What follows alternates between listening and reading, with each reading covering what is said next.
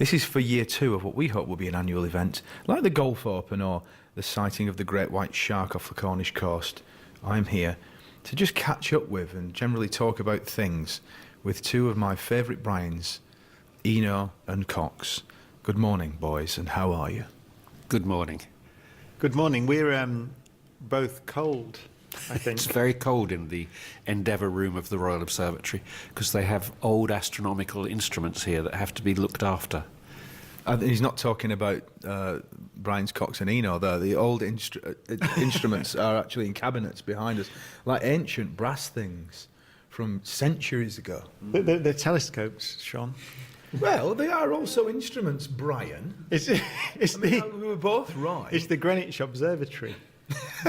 Ancient brass thing. What is that tube-like thing with glass in the front?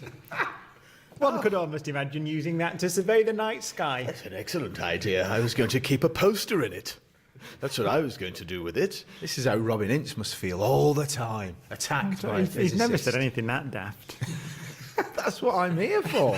I might as well bloody go home. That's the way I see it. And it's Christmas morning. I mean, you know, be a bit more charitable towards you, fellow man. Should. There's lots of interesting books here too. Incredible. That's the thing about it. It's a library of... Or as he would have it, books. strange cardboard square things. Yes, with leaves of some material. What is that one? Astronomical navigation. Astronomical navigation in German Air Force. That's actually what it says. It doesn't say in the German Air Force. In German Air In Force. German Air Force. Published in 1946, and obviously a single edition, look. And it's got a stamp in the front of it, like you get from the library, which says that last time it was taken out was in 1946. Yeah, 1946. Before Brian, before anybody here was born. Not long before this Brian was born, I have to say. Yet still. But it's not even a properly published book, is it? It's like a It's typed volume. And it has lots of photographs in, which are actual original prints on photographic paper. Is that talking about trajectories and things? I think it's talking about how you calculate where you are in an airplane at night by using the stars. Very beautiful. I mean, it's not a book that you'd want to take with you on a plane since it weighs several tons. Yeah, that would be your entire luggage allowance. allocation. You couldn't get this on Ryanair. Well, I mean, we've checked, and there are no publications from you 2 in here yet. But I'm sure that's an oversight. The Irish band. Right, do they write about navigation a lot? You too. The Mechanics of Flight by Bono and the Edge. That's one that we missed. It's Christmas, isn't it? Can I eat? Well, I don't see it. Everybody else is going to be eating. I don't see why you can't eat. I've got a cheese and ham toasty, I think it is. It's quite pleasant. Well, you eat that while I ask you a genuine question, which is, now we've set the scene. We've been once more around the sun since we last saw you. Do you see I've tried to keep it slightly astronomical? So have you each learned a particular truth since the last time that we did this? In a year, is that, you know, as you get older, I like to collect inalienable truths. And I wondered if either of you had picked up on one that sticks in your mind since I last saw you. I have one. Well, 2, actually.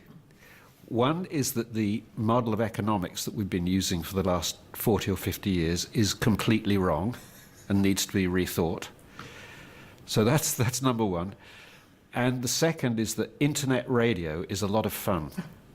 I've bought myself from John Lewis a little internet radio, which means I can just use it like an ordinary radio, but I can tune into musique paysan rural in Mali, or to a station in Mongolia or And China. It's just sitting on your kitchen It's just table.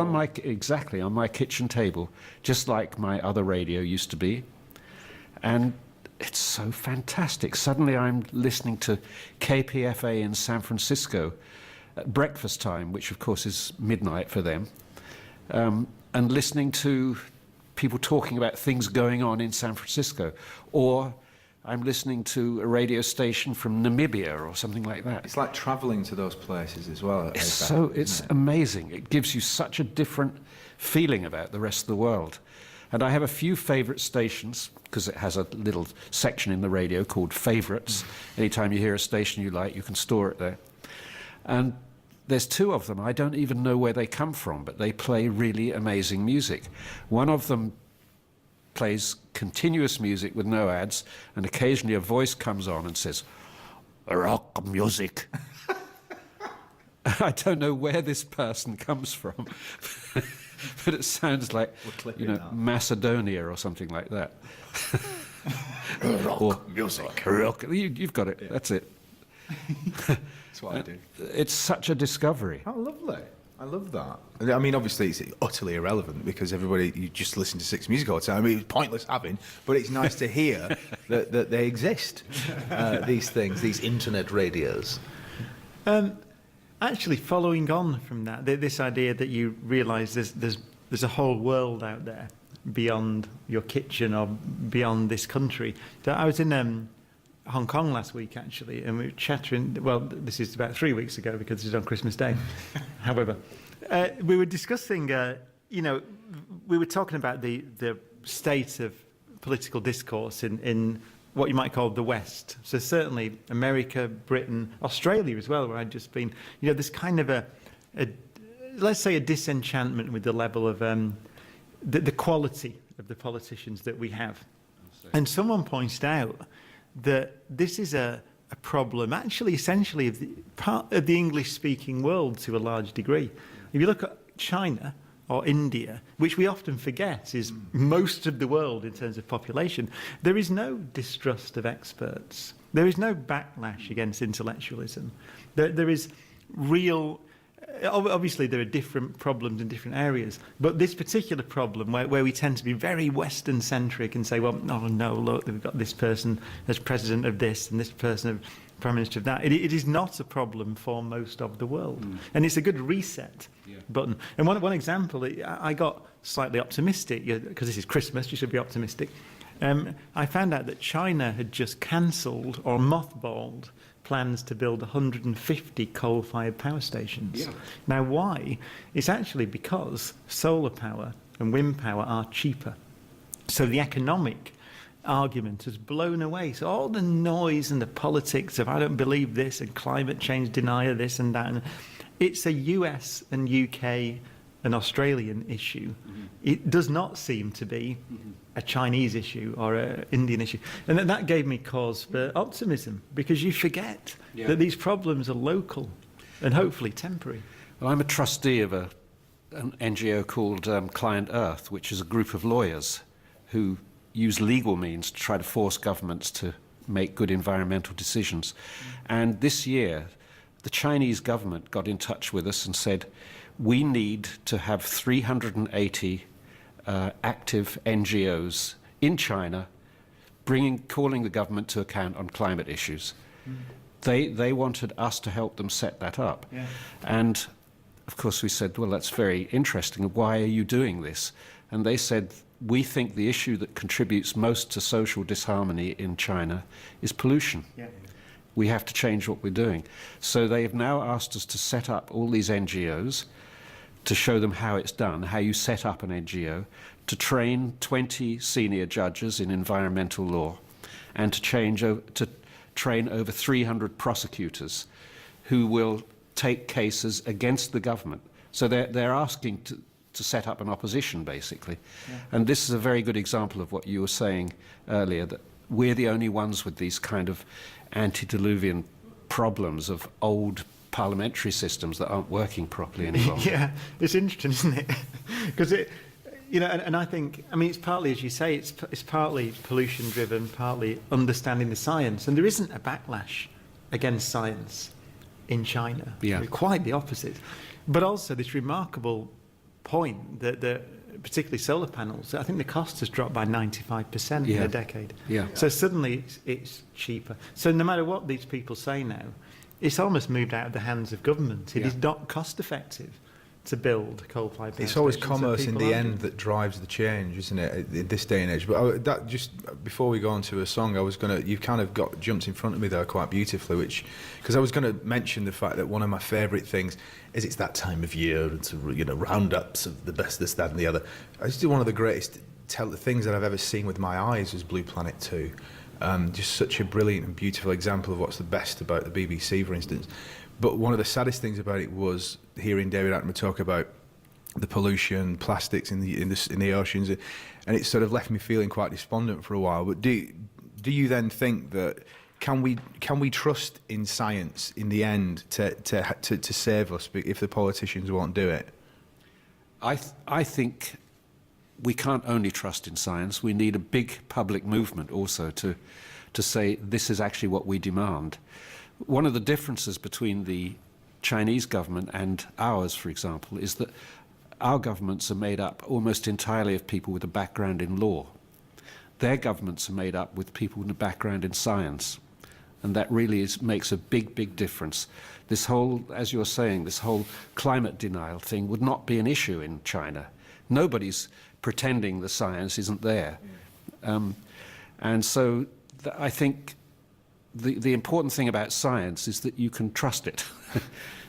It's provable. It's provable, or testable, anyway. And that's it. So science and the people together, we can make the world a better place. And we should sort of sideline the politicians a bit. Because they're not covering themselves in glory at the moment. No.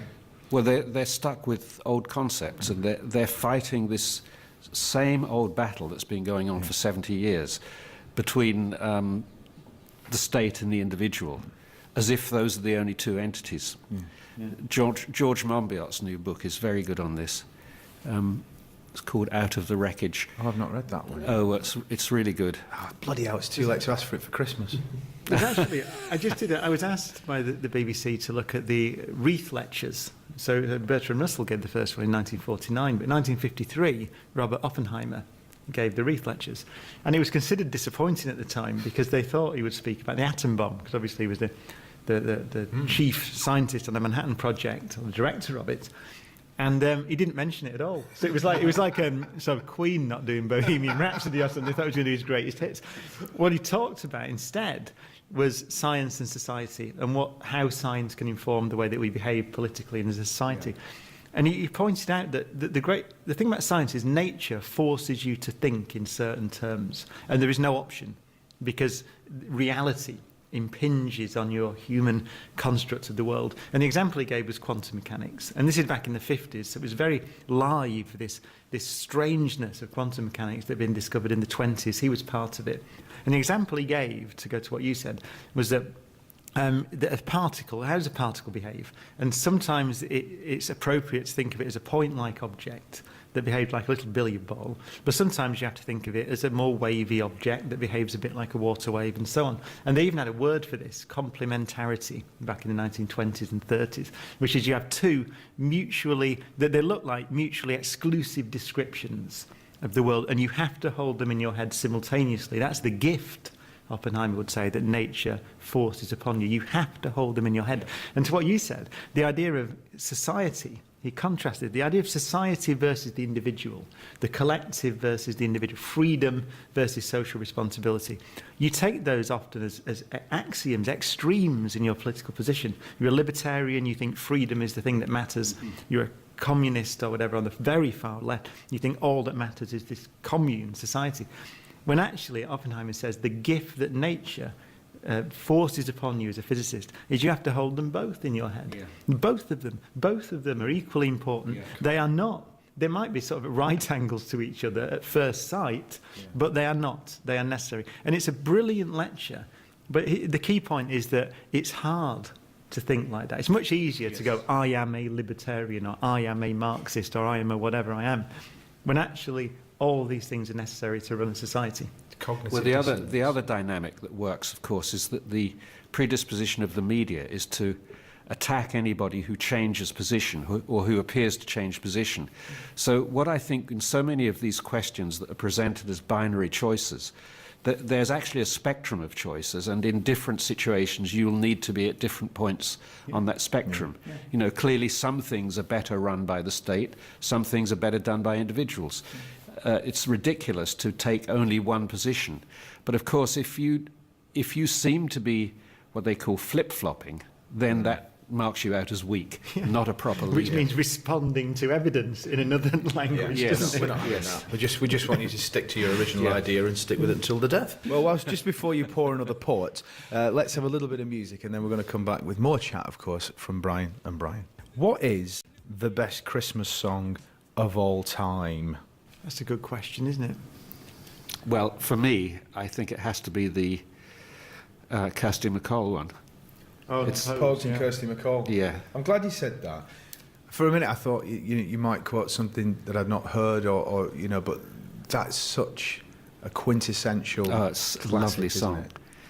There's a funny story about that song. You know that it says in one line it says the boys in the And the boys of the NYPD PD choir, the singing, blah, blah, blah, blah. Away, babe. There wasn't actually an NYPD choir, so they formed one after that song came out. Never. Yes, How apparently. lovely is that? That's wish fulfillment, isn't Yeah. it? That's like us playing at the O2 in 2020.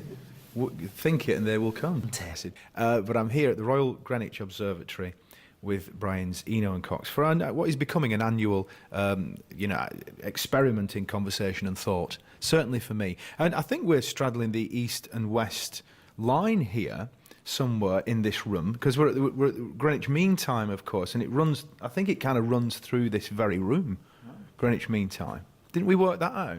Like across like this. Yes. So are we sort of west? In fact, we're both east. We're all east. We've all gone east. Yeah, I'm sort of on the line sitting here, but you two, I'm afraid, have gone east. I could tell because your accent's a little bit more gentrified Yes. immediately than ours. We've got a little bit so. Here we're 2-1, 2-1. We're over here like that, sounded by bells.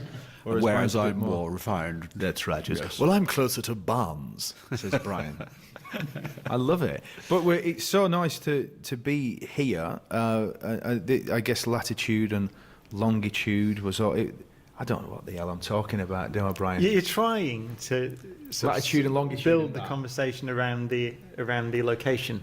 Well, it sort of, to some Valiant. degree, seems like a shame not to use it more, really. But now we're here talking, as you said, angrily down the phone at me when you were stuck in traffic. We could have just done it in the flipping pub.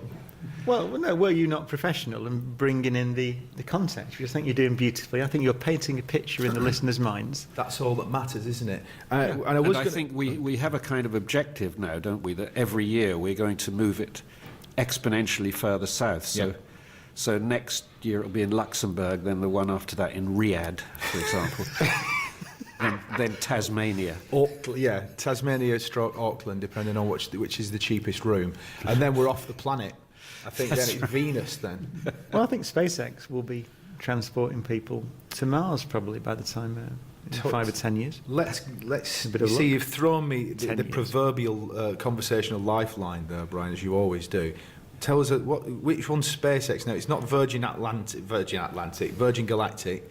Which one's SpaceX? Is that there are the four- Elon Musk? Yeah, there are 4 companies really, I think, big companies. There's Virgin Galactic, which is very focused on space tourism initially, but it's a business model, it has to be said, to develop the spacecraft.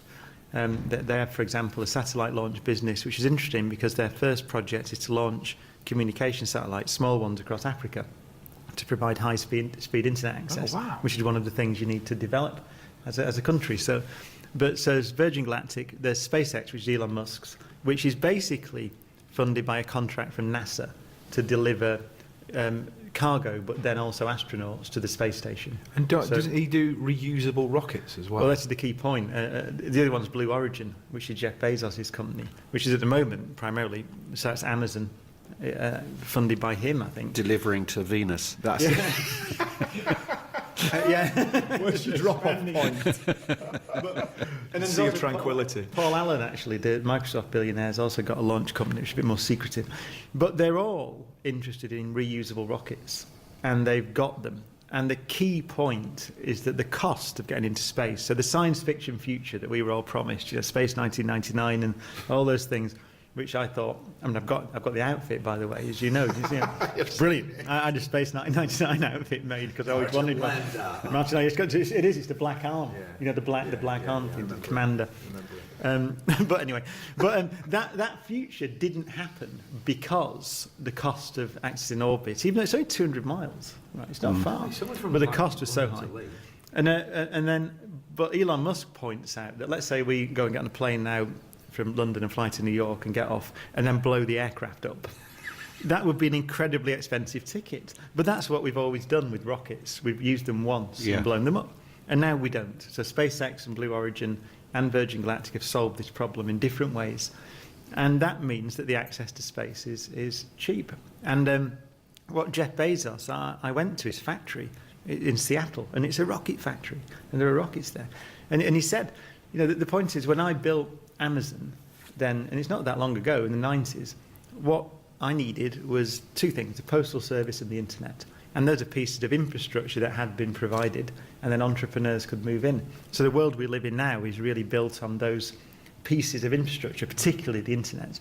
Well, the next generation of entrepreneurs will be able to move into space because companies like Blue Origin and SpaceX will provide the infrastructure so they can go there. And from then on, our imagination carries us. And to go, interestingly, Jeff Bezos, to go back to what Brian said earlier about the stress on our planet, the almost seemingly difficult problem to solve, almost impossible problem, is that we live on a planet with an expanding civilization that requires more access to energy and resources, and rightly so. We talked about China and India earlier. There are billions of people who do not have access to clean water or energy. So the demands on the resources of the planet will increase. So the conundrum is, how do you configure civilization so we can grow and have a more interesting civilization? It is better that our lives tomorrow will be better than they were yesterday, whilst at the same time not destroying the planet. And the answer is to go and get the resources from off the planet. And there are essentially an infinite amount of resources, even in the solar system. There's a number that's often bandied about, which is there's enough metal in the asteroid belt to build a skyscraper 8,000 stories tall and cover the Earth in it. Now, of course, you don't want to do that. What you want to do, as Jeff Bezos says, what Bezos says is, no, the point is that what we've discovered with our space exploration in the past 50 years is this planet is the best one. And so really our strategy should be, how do we expand whilst preserving this? In fact, he talks about zoning it residential, which is ultimately what you want to do. The answer is to move heavy industry off the planet. And that now is no longer science fiction. With reusable rockets, it's doable. So I like these companies. I think they're obviously big companies and they want to make a lot of money, and one of these companies will be the biggest company in the world, probably. The next dominant company in the world will be a space resources company. But the belief behind it all, which I really believe that these people have, is that they want to save this planet. And that's a good way to do it, is to move the heavy stuff off the planet. Well, there's a lot to unpack there. I mean, and we talked about Monbiot before, and you know, there's an idea of trying to, you know, this mad idea of the constant growth in economies is sort of eventually going to lead to a destruction if we don't take on some of these ideas. Yeah, or you just move. Or you move a lot of that's not stuff off the planet. Present. It seems like science fiction. That's the point. But it could. But it isn't science fiction now. Well, I've got a two-tier one here, right? And let's stick with shadowy billionaires, Elon Musk. Four of those four, I know three of those guys, interestingly. I know Branson, Sit back and relax now. Bezos, and Paul Allen. Have you? So you've met these geezers, have you? Yeah, I went out to Bezos's ranch, so-called, in Texas, which is about 35 by 65 miles. It's a small country. Yeah, I was driving there with my friend Danny Hillis, the scientist, and I said to Danny, "Are we nearly there, Dad?" and he said, "Oh, we've been in the ranch for the last half an hour." Jesus. It's a huge place. Anyway, this is where he does his rocket experiments, and in fact, we watched the testing of one of the motors. And it was very exciting, done in the middle of the night on a huge pad of concrete, which was vitrified by the heat. So the concrete turned to a great block of glass, basically. Incredible. Were you impressed by Bezos then? What I was going to ask a little bit was about Elon Musk. Like a couple of years ago when you did the lecture, you were talking about that idea that as technology progresses, robotization, artificial intelligence, it could actually free us as humans. Is that still? Are we still optimistic about that, or you know, Elon Musk doesn't think so. He thinks we're all going to be frigging homeless essentially in the next 200 years. You know that he's worried about that happening. What's your well? current He's idea? right. If we don't quickly change direction, that's certainly going to be the future. We'll be homeless. Home being the earth. In that regard, we are yeah. destroying it at such a rate now. But I think there are good reasons for thinking we'll, first of all, the complete disenchantment that a whole new generation feels with the way politics is done now. That's a very good sign for the future, I think. I think also that these types of solutions that the other Brian was talking about are really in the offing. I think we have to get away from the growth model as being the basis upon which we design our economies. So at the moment we're doing everything around this concept of GDP, gross domestic product, as though that actually measures an increase in well-being. It doesn't necessarily. GDP is absolutely agnostic about well-being. For instance, GDP increases with, street crime, for instance. The number of people stabbed on the streets leads to more medical treatment, which is actually a contribution to GDP. So there are many ways in which GDP is completely misleading. And we have to start thinking about a much bigger framework in which we assess the value of things. Yeah, and also what it is to be a human being, because it's clear that as automation will destroy many jobs, it will change the nature of the things that we have to do. And it leaves us with a choice, doesn't it? What do we want to do? And so although there's lots of debate about it, very simplistically, these ideas like a universal basic income appealed to me. It sort of has to be, ultimately. Because the model, I think the model of paying people to do work is probably going to evaporate with the increase in automation of artificial intelligence and robots and all those things. I think that's coming. You can't stop it. So I agree with Brian. You've got to find some different way of organising your society and keep it interesting. But what Jeff Bezos said to me, and Elon Musk says it a lot as well, is that the civilization needs a frontier as well. So static civilizations don't work. You've seen this in the past, actually. Yeah. So you need an exciting frontier. You need a reason to exist, and we don't have a frontier on Earth anymore. And it's a frontierless planet. We've just, in fact, contracted our frontier in England. Yeah. Really, we have. Yes. We've done the opposite of what a sort of exploring culture would do. We've contracted. Absolutely. Yeah. So what? How do you? Where is it? Well, the frontier is out there. Of course, there is a new frontier, which is now because of entrepreneurs like Bezos and Musk and Branson, is about to become accessible. And I think that's very exciting. Yeah.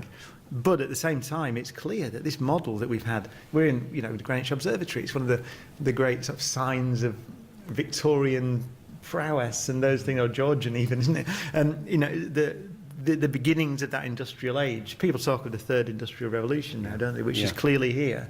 And the social consequences that's the trick. Yeah. So how do you make everyone's life better? Because of these wonderful discoveries that are being made. It's resetting our relevance as a human, as humans. What's the point? It's not to work, and it won't be to work to earn. It's not going to be that, because technology is going to take that away. That's great, isn't it? It should free us. What do you do? As long as we, I for one, very much accept our robot overlords, and I'm happy to round up other humans to work for them. Absolutely, I hope that in the end that works out well for us. And can I also thank Jeff Bezos for at least 3 of my presents that I received this morning, which were dropped by drone into my back garden just 3 hours ago. We are here at the Royal Greenwich Observatory. We're tackling the big issues. We're also tackling the minutiae. In South East London, one of the seats of philosophical and scientific thinking, but we're not here on Christmas Day because we've got lives. Okay, so we're pre-recording it. Please don't text in. We are listening, though. Yes, we are listening. We're listening actually. as well. Now, isn't that interesting? I'm listening now. Yeah, sometimes I bet I'm in the car at the moment, and the kids are in the back going. I'm just going to say hello to myself. Hi, Brian. How are you doing? Happy Christmas. Yeah, hello, Brian. I hope you're having a great Christmas morning. Oh, hiya, Shaun. I hope you're really looking after yourself this morning and you're having a port. We were just talking about this. I just wanted to go quickly back into it. because you've already started on it, but can humans really survive and be motivated without the Protestant work ethic? You know, were we better at relaxing before the Protestants fetishized work? Because it feels like that's what happened at some point. Can we go back to that space where we're just surrounded by books and things and just thinking philosophically and having leisure time? Can we do that? So far, the evidence is good. So there have been quite a few experiments now with universal basic income, which, for the benefit of those who've never heard that phrase, means just paying people, giving people money. It's different to universal unconditionally. credit. So you don't have to have a job. It doesn't matter whether you already have a job. Whatever happens, you get a certain sum of money every month. And that sum of money is enough to cover your basic needs. It won't make you rich, but it means you don't have to have a job. So there have been several experiments, one in Canada, one in Finland, a couple in certain states of America, some in South America. And one of the results in all of them is that community engagement immediately increases once people have time. So people start setting up youth clubs, they make singing groups, they make groups of men who want to improve the landscape, you know, clean things up, plant trees, get rid of rubbish. So there's always plenty for people to do if they have time to do it. The fact is, people are just bloody tired most of the time. You know, most jobs are demanding. There's travelling, there's the work, and then there's travelling home. By the time you get back, you're whacked. So what are you going to do? Watch television? That's exactly right. I mean, it's taken me all these years as a slow learner to realise that life is all about energy. And that essentially I see myself now as a battery, and some things drain the battery and some things charge the battery, and some people drain, some people sort of contribute to it. But the things that drain that, mate, like you say, at the end of the day, more often than not, you've got literally no energy left but to sit and watch I'm a Celebrity get me out of here, God help us all. Yeah. But we would try that. But are you saying that that's one of the things that we could escape if we had a situation like that? I think so. I mean, the other things that happen, of course, is that crime decreases because people are wealthier, so you don't have all that low-level street crime. Truancy decreases because suddenly parents are able to take an interest in schools and in the education of their children and become more engaged. So education starts to seem not like a punishment, which it often does to children at the moment, but something that you do together as a family. So in so many ways, people are helped by being taken off the bottom rung of the poverty ladder, basically. And imagine the collective brain power of humanity being turned into, for example, you said about sitting around reading books, so they would be turned to writing the books, or making the music, or exploring the solar system and beyond, whatever it is. That is the thing that humans are uniquely good at. Yes. They're not anymore uniquely good at doing menial tasks because we can build robots to do that. So it's, I cannot see, the only drawback is the ability to think radically, politically, to make these things happen. It is a radical suggestion, it seems, but it's, as you said, it's an absolute investment in society, undoubtedly. To free people up. Well, if you think about the idea of democracy, the idea was that we would use the intelligence of the whole population instead of having a few people doing all the decision making and leading. The idea of democracy was that you would draw on the cumulative intelligence, but we don't do it at all. Partly because everybody is excluded from the process unless they really go through the whole compromising process of becoming a politician, but also because people are too tired. It takes too much energy for most people to do that. Exactly. That's a lovely way of putting it. No, look, it's good to hear, especially a fabulous message on the Two Brians special, which we're hoping is going to become an annual occurrence. Though, if we all survive to the end of this hour, it will be an absolute pigging Christmas miracle, because it's gone to about -4 now in the observatory, because they're trying to keep these brass instruments, these poster holders, cold. Oh, but Brian's got a hat and scarf. It looks like Brian of the Antarctic. You really do. There's little icicles hanging off the microphone there. It's It's very Christmassy, very festive. Very festive. I'm going to ask as well about books, right? About the demon-haunted world, the Carl Sagan book, because I did notice that was listed on your website, Brian. It's something I was hoping somebody was going to buy me for Christmas, but they failed to do. The book debunks the idea of alien abduction, mediums, faith healers, and refutes the argument that science destroys spirituality. Can I be, because it's festive, can I be devil's advocate here? Has the disappearance, see what I did?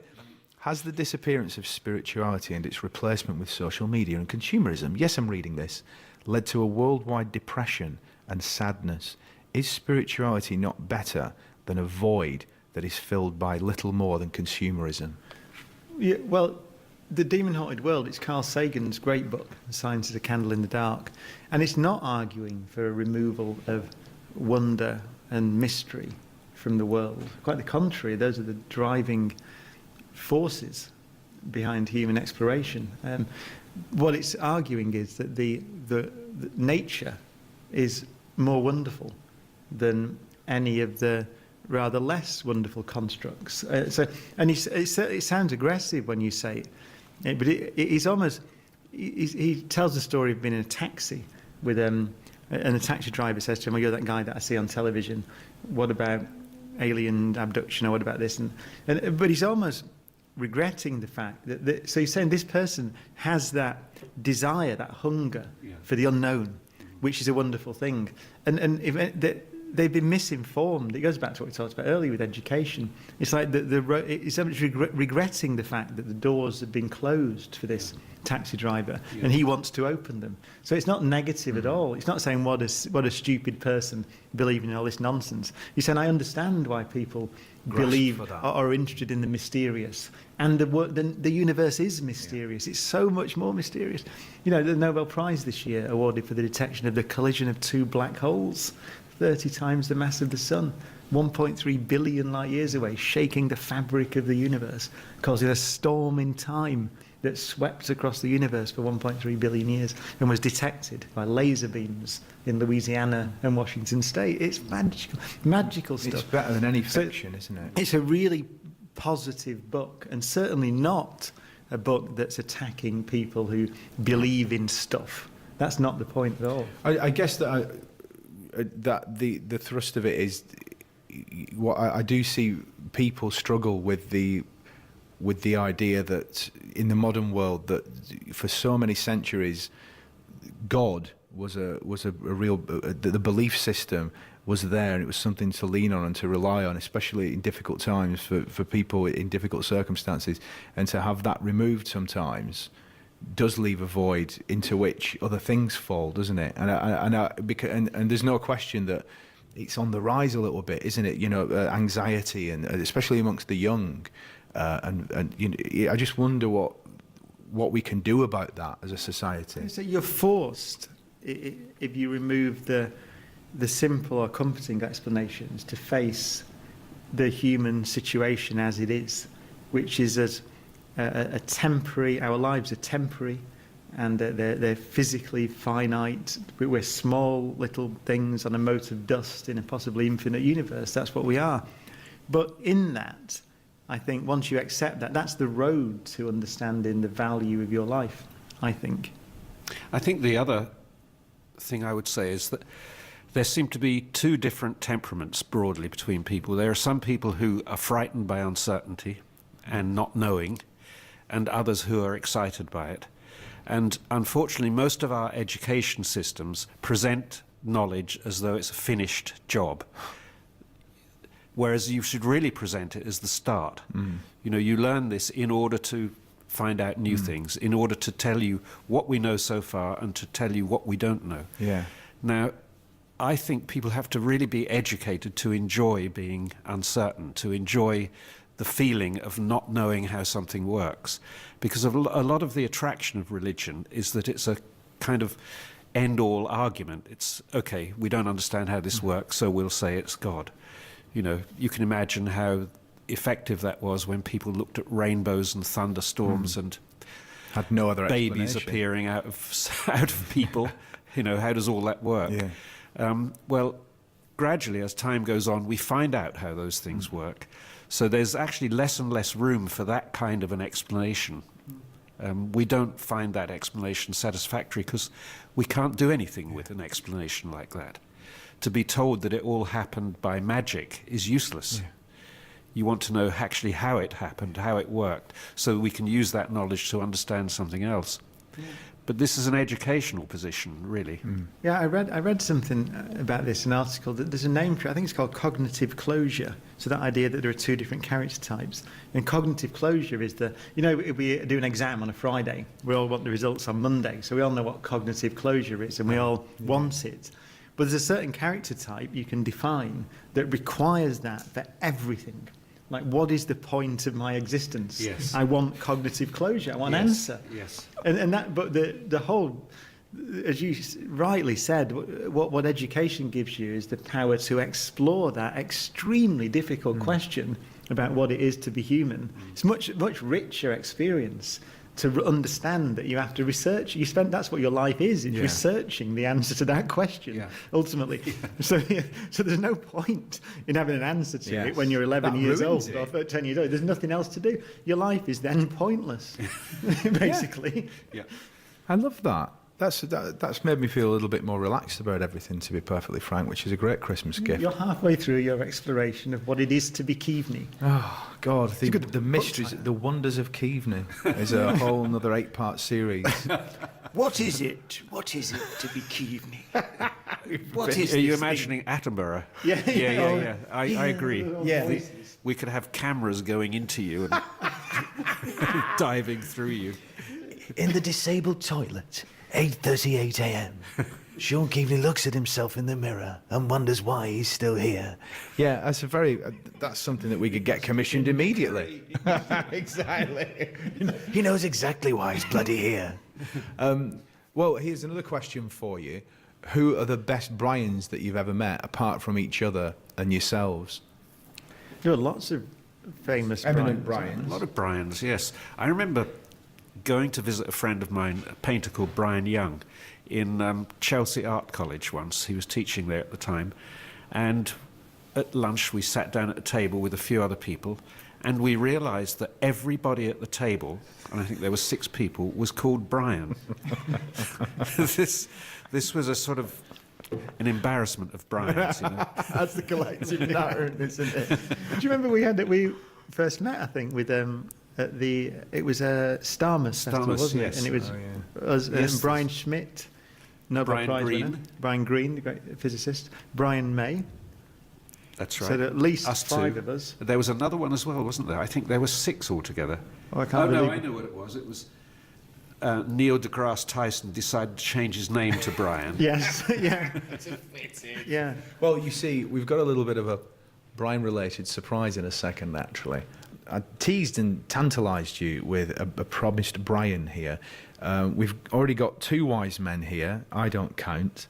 Last night, on Six Music, we have our 3 wise women. Amongst them Jodie Whittaker, aka Docty Who, that's right, Docty Who, that's what they're calling it now. So we thought, well, can we throw in an extra Brian here, and another wise man? So this is what we found.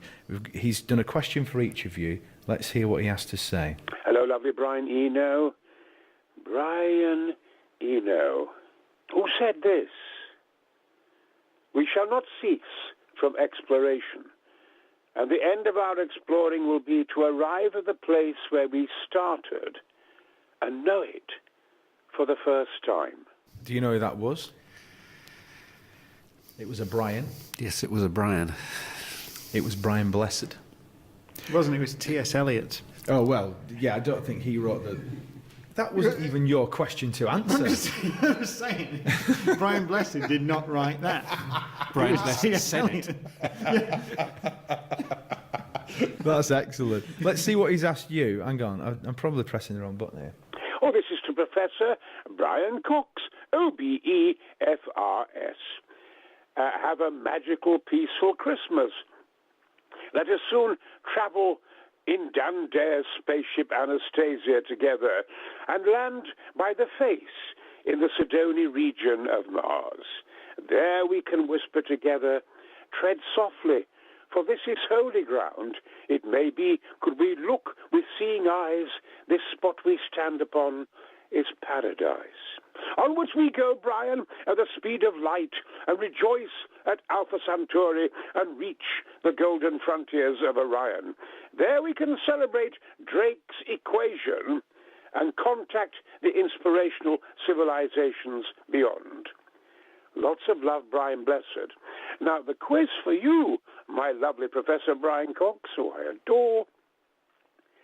What is the Drake equation? Oh, okay. That's a nice, straightforward question. Don't know the answer. It is Frank Drake and others. Carl Sagan, we've already talked about, was there at the meeting as well. I can't remember when it was, at the Green Bank meeting. Let's say it was in the 60s. I think it was in the mid-60s. And they tried to put together an equation which would allow you to think about the probability that there may be other civilizations out there. Oh, right. Is that where Fermi's paradox came up? Yeah. Yeah, okay. So you can try and calculate the number of intelligent civilizations in existence today, contactable, in a galaxy.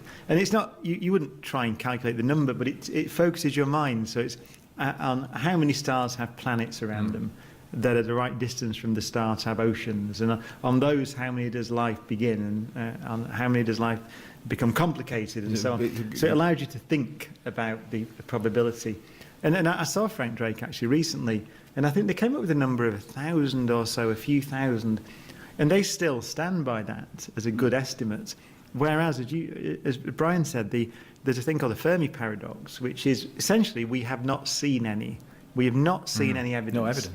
Of any civilizations. We've not heard them through radio transmissions. We've not seen their artifacts out there in the Milky Way. And when you think the Milky Way has been here for, the age of the universe, pretty much 13 billion years or so, then there's been plenty of time and there are plenty of worlds on which a civilization could have arose that became a spacefaring civilization, as we're about to do, and therefore essentially becomes immortal. And so once you've moved off your planet and started to become a multi-planetary species, as Elon Musk says he wants to do within his lifetime for us, then you become immortal and you begin to spread out across the galaxy.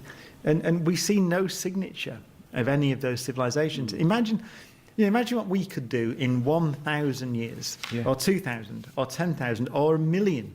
A million years is a blink of an eye on these timescales. We should be all over. If we survive, we should be all over the galaxy in a million years. Diaspora. So do you know Geoffrey Miller's response to Fermi's paradox? No. It's very interesting. His theory is that all civilizations reach at the point where they could actually be broadcasting themselves over the galaxy like that. They have also reached the point where they can virtualize nearly all experiences. So they become completely introverted.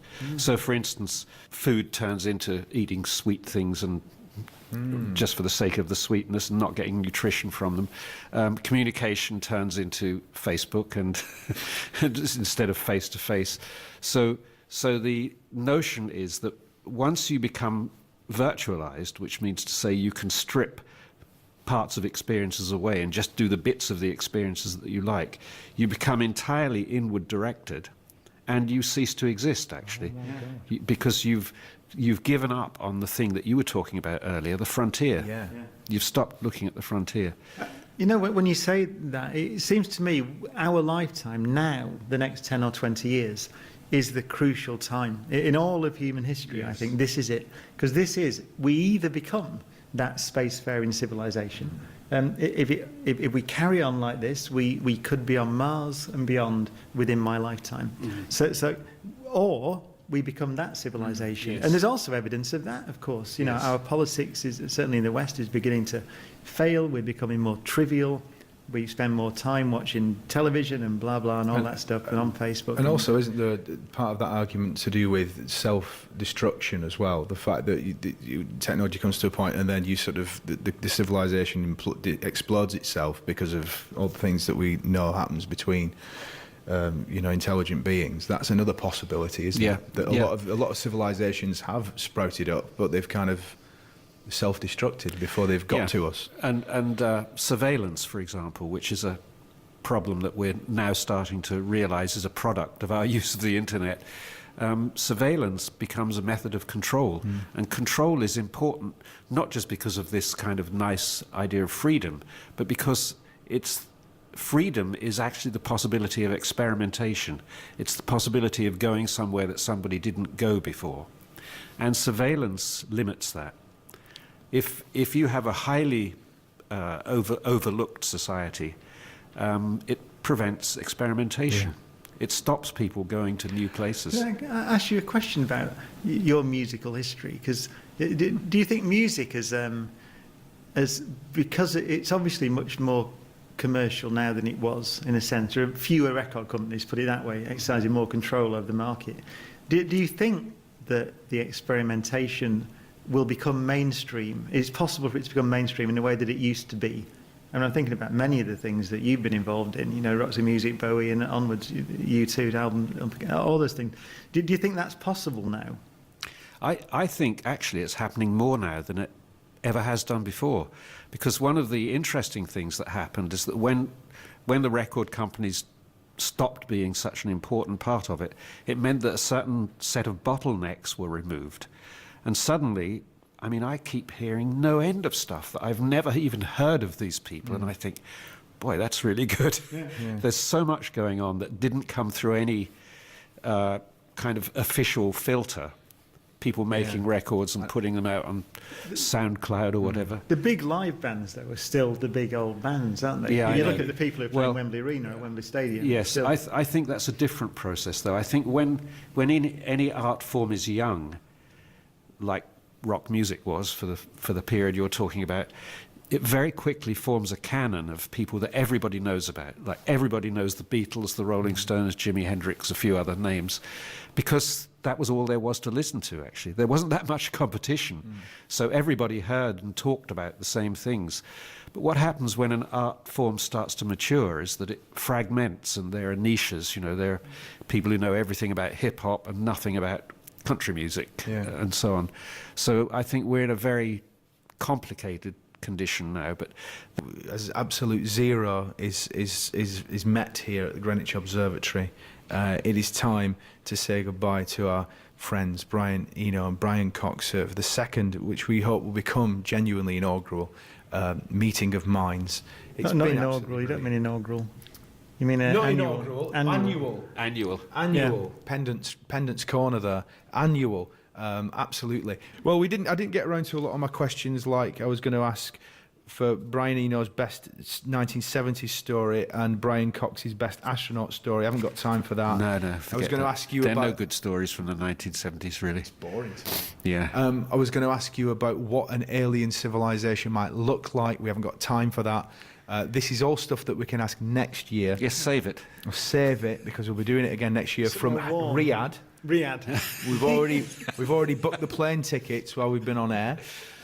Just a few last bits. So we're moving on from Prosecco now. We might have some red wine at this time of the morning. Please drink responsibly. What plans have you got for the rest? What's left of the year? What do you think you're going to be doing?